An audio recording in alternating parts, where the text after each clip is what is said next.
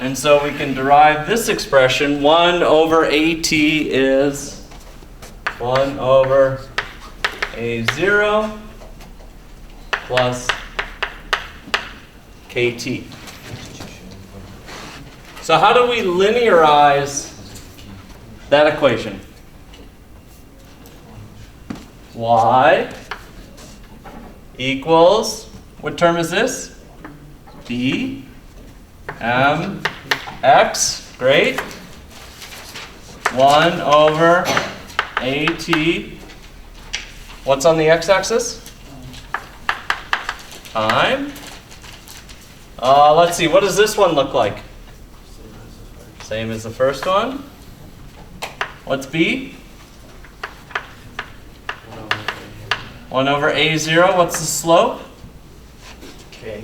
K. Can K ever be negative? No. So we get K from the absolute value of this slope right here. So if you have a second order reaction, you can plug the data in here, or you can make this plot, and if this one is not linear, you know it's not a second order reaction. So that's how you use the rate expression here, K equals A concentration of A squared, and that's how you use this, and this equation is directly related to this plot right here. Yeah? So you're saying there that K is negative? So K is not negative. This is the absolute value.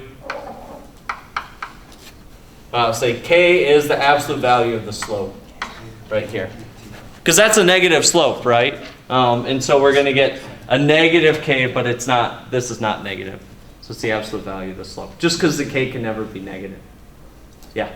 You can only use that graph when it's second order in one concentration, right? Exactly, exactly. So we can't use that graph if it's first order in A, but it's overall second order. So it has to be second order in one species. So I won't give you any of those trick questions, but yeah, that's a detail.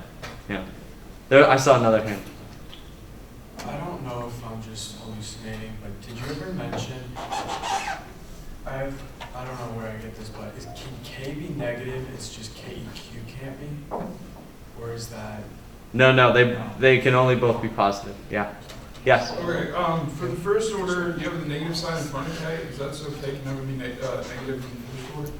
Well, so this is not. This doesn't mean that it's. This doesn't mean that it's negative K.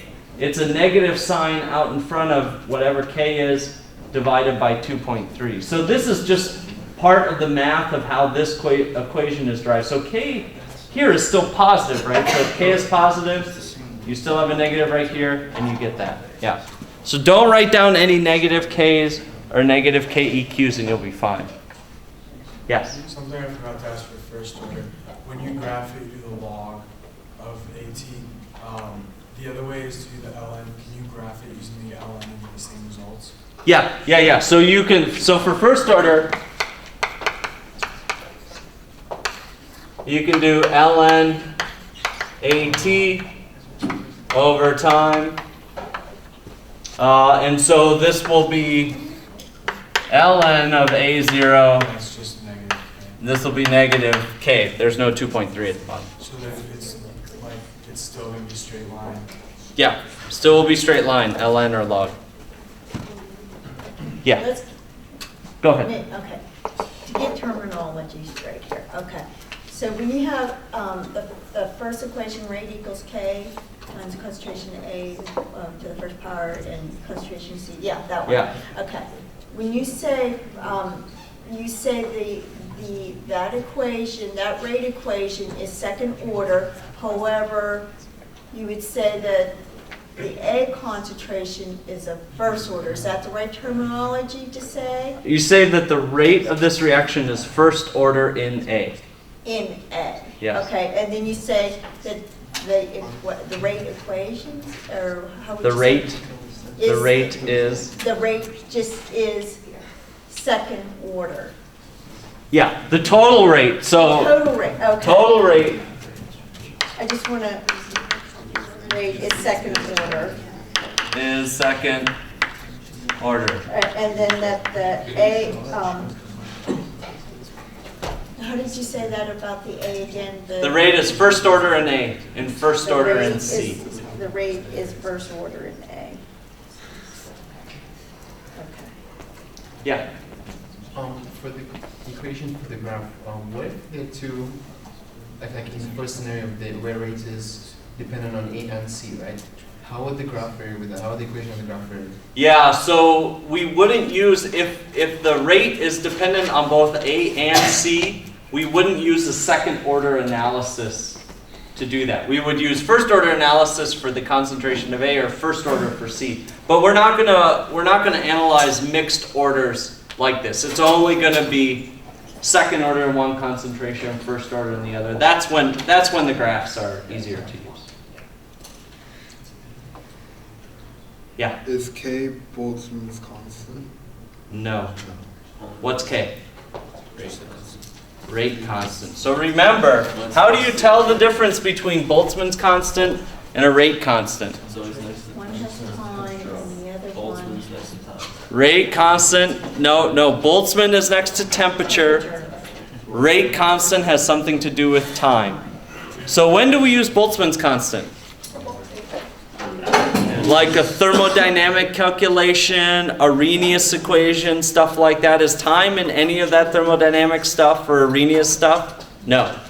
So if we ever have time, if we ever have small t's, remember, small t is time, we're talking rate constant.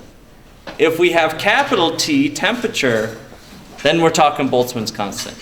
But I can guarantee you that Boltzmann's constant will not show up on this third exam. So don't get confused with that. What are we going to use to describe energy in the third exam? Not Boltzmann's constant. What's the other thing that's related to Boltzmann's constant? R. Which is? Molar K, 8.314 joules per mole times K. What K is that? Kelvin in temperature. So that's why R is often multiplied times T, because you need to cross that guy off. So you will not have to use Boltzmann's constant on the third exam. You'll only have forward rate constant, reverse rate constant. You'll have to use this for Arrhenius, things like that. Boltzmann's constant wasn't on your list of things to study, right? It was, or it wasn't? No, it wasn't. Okay. So to parabolic? Is that, yeah. Okay, so to parabolic,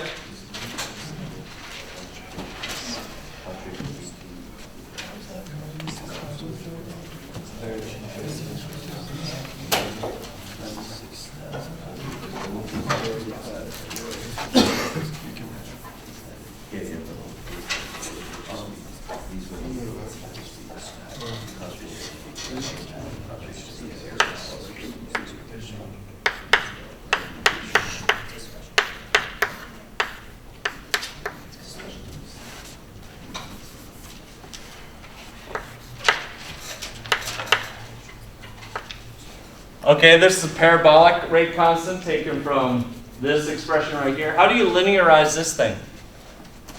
What's y? A of t. What's, yeah? Is the A of T the concentration of A of T? Or is it just What's A of t? What does it mean? Concentration of A of T. Concentration of A as a function of time. That means you have concentration of A,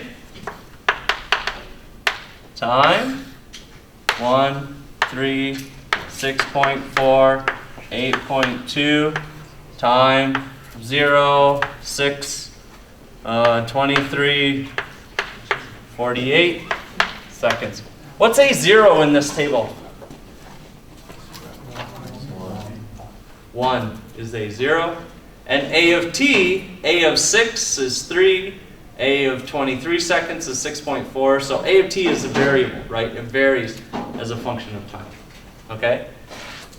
So A of t is y. What's b? 0. Good answer. No pluses. What's x? T to the 1/2 is x. It's a variable, right? What's our constant that we put in front of x? M. So it's kd to the 1/2 is m. Okay. So this equation is linearized to start with, and we just have to figure out why m and x are. So what does this one look like? How do we plot it? X is t to the 1/2. Y is a of t. What's this slope?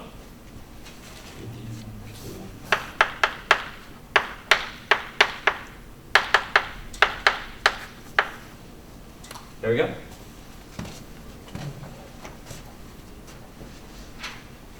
So we've taken a linearized equation and we just plot it in a linear fashion. And the whole trick to this is figuring out what's our y variable, what's our x variable, and you put those right on the graph.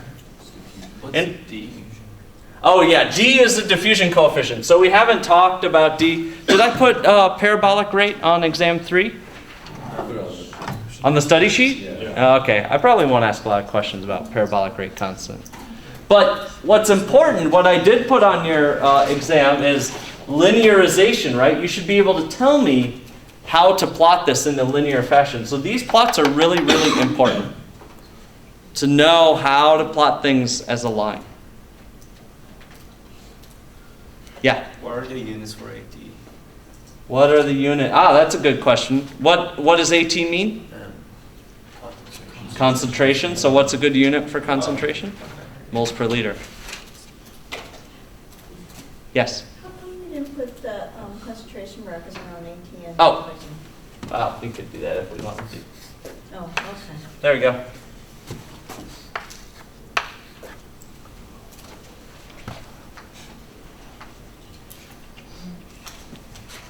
With the poor Venn diagram.